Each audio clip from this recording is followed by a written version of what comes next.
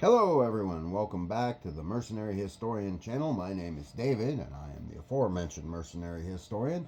I'm here to talk about some history with you today as usual. Once again, at this point I have to say thank you for joining me and forgive our technical issues. I'm still new at this whole thing. Um, uh, for example, the occasional glare off my glasses. We're working on it.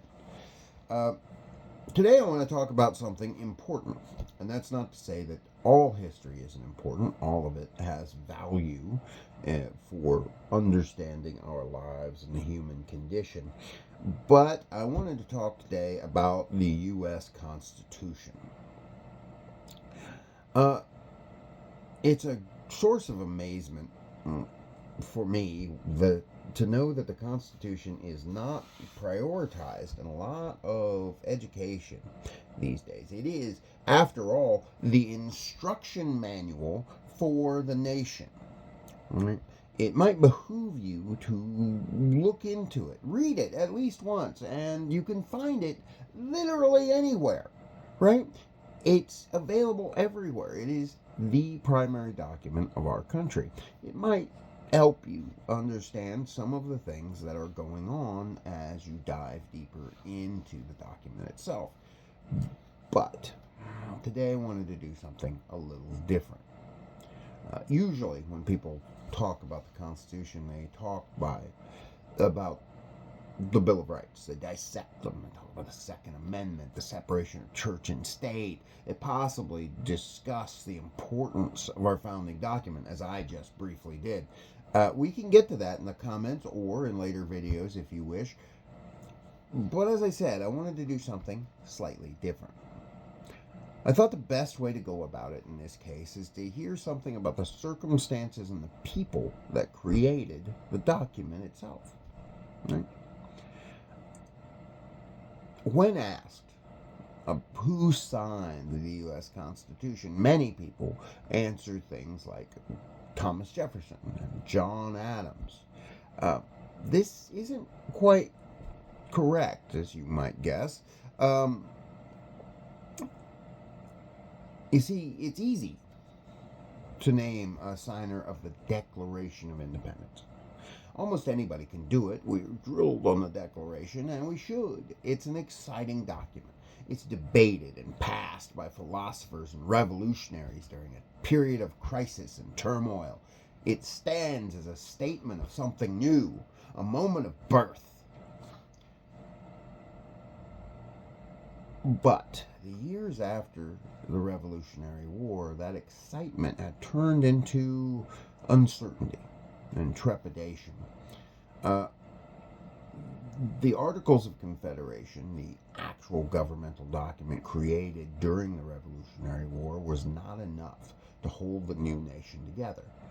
Now, the fact that the Articles of Confederation didn't work for very long was no surprise, given that it was a very bare-bones document put together in the middle of the war for an express purpose of making a government that had the smallest possible chance of tyranny.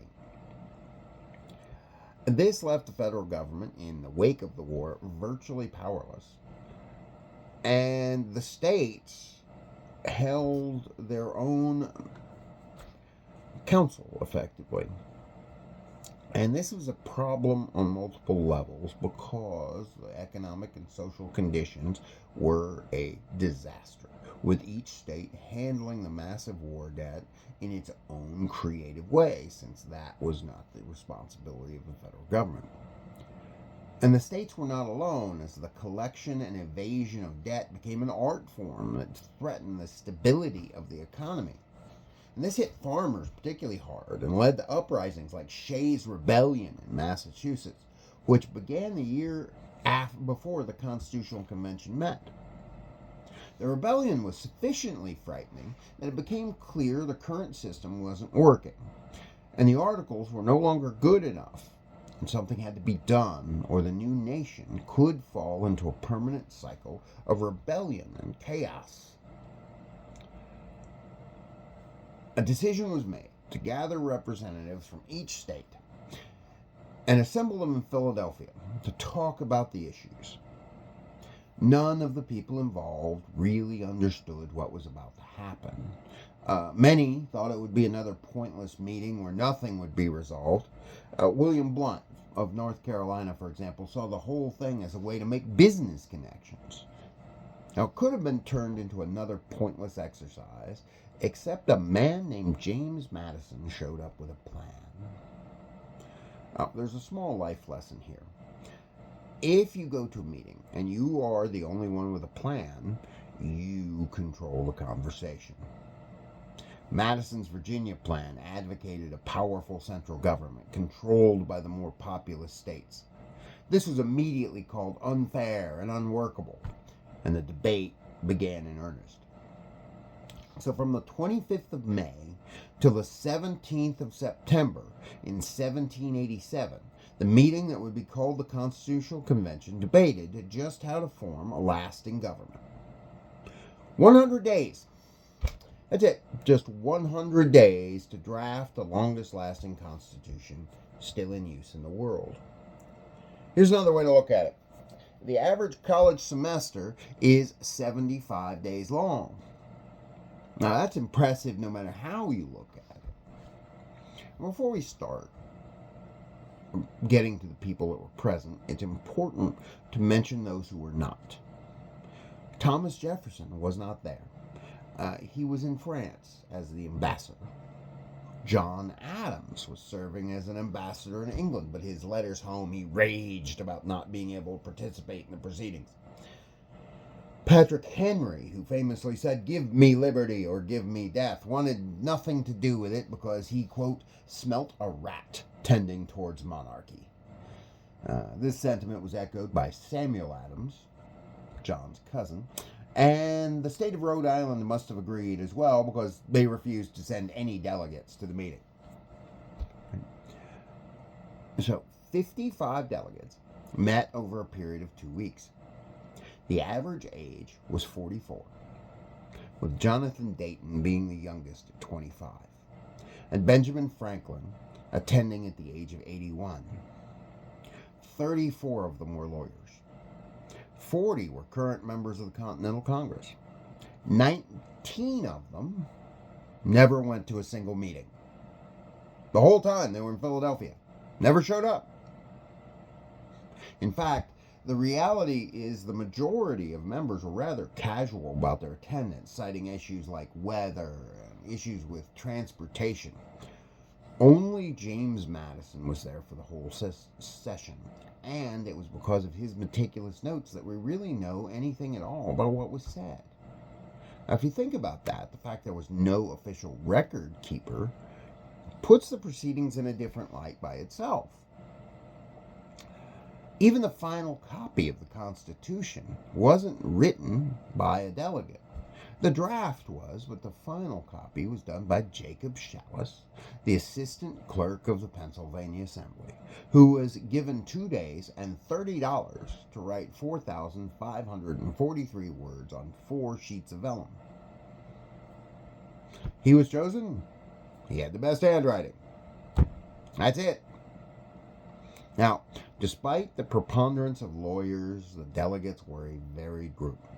They covered every point on the political compass. Monarchists, classical liberals, federalists, slave owners, and abolitionists all sat down at the table.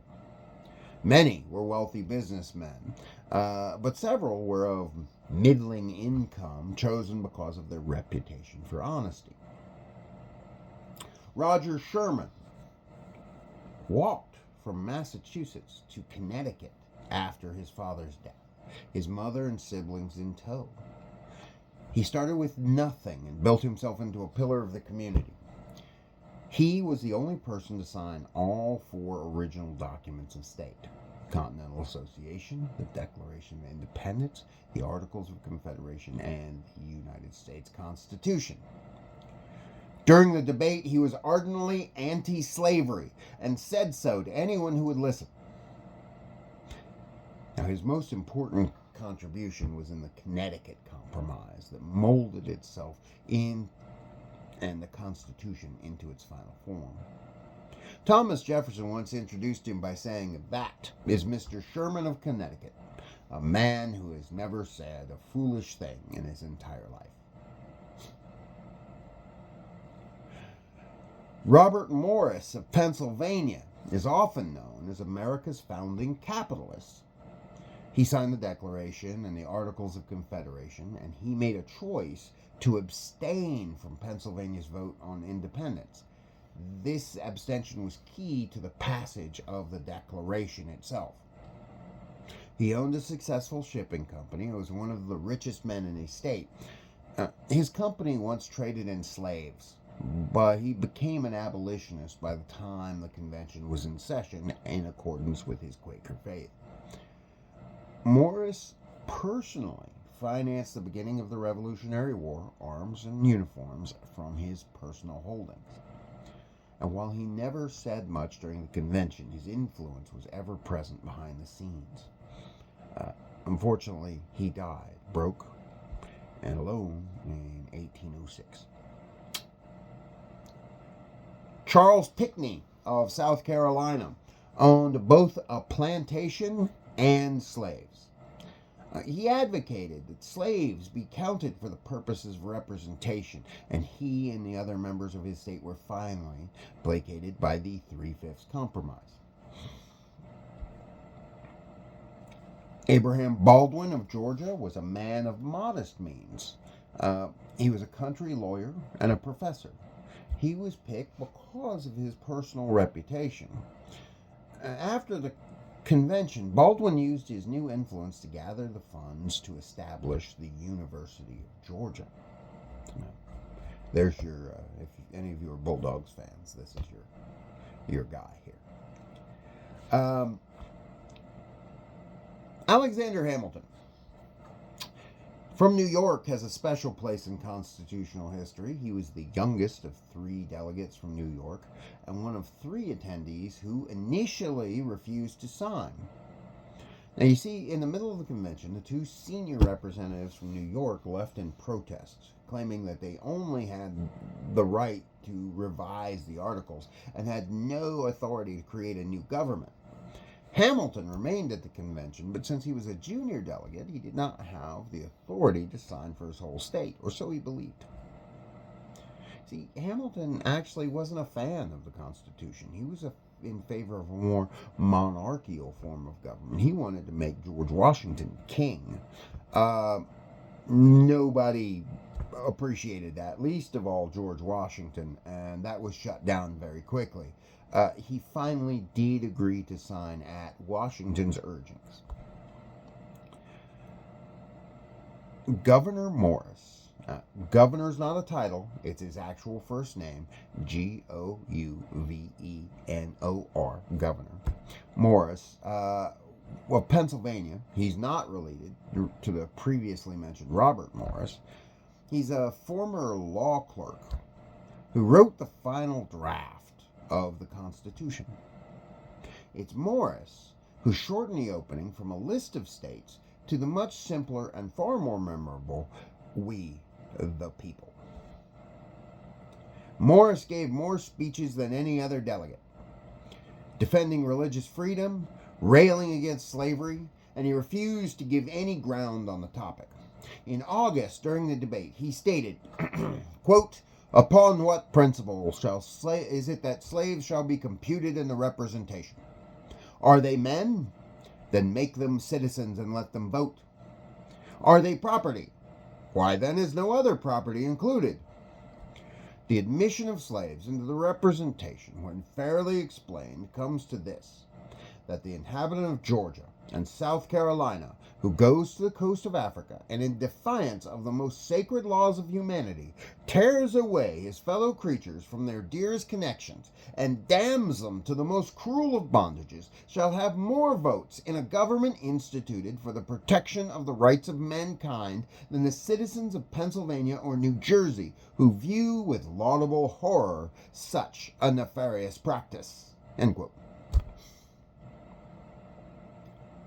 Needless to say, Mr. Morris and Mr. Pinckney did not get along at all.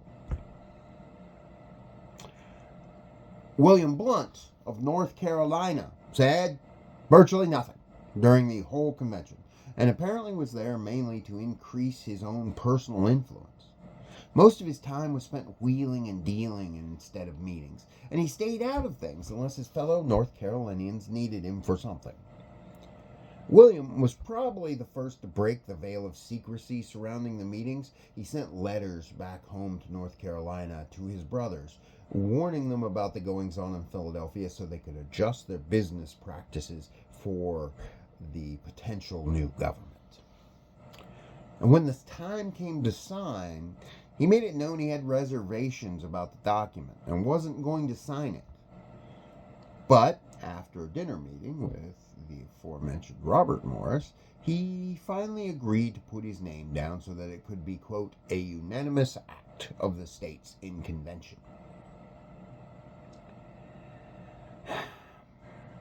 From this brief overview, you can see one thing for certain about the members of the Constitution is that despite Thomas Jefferson's assertion that they are an assembly of demigods, they were actually just people.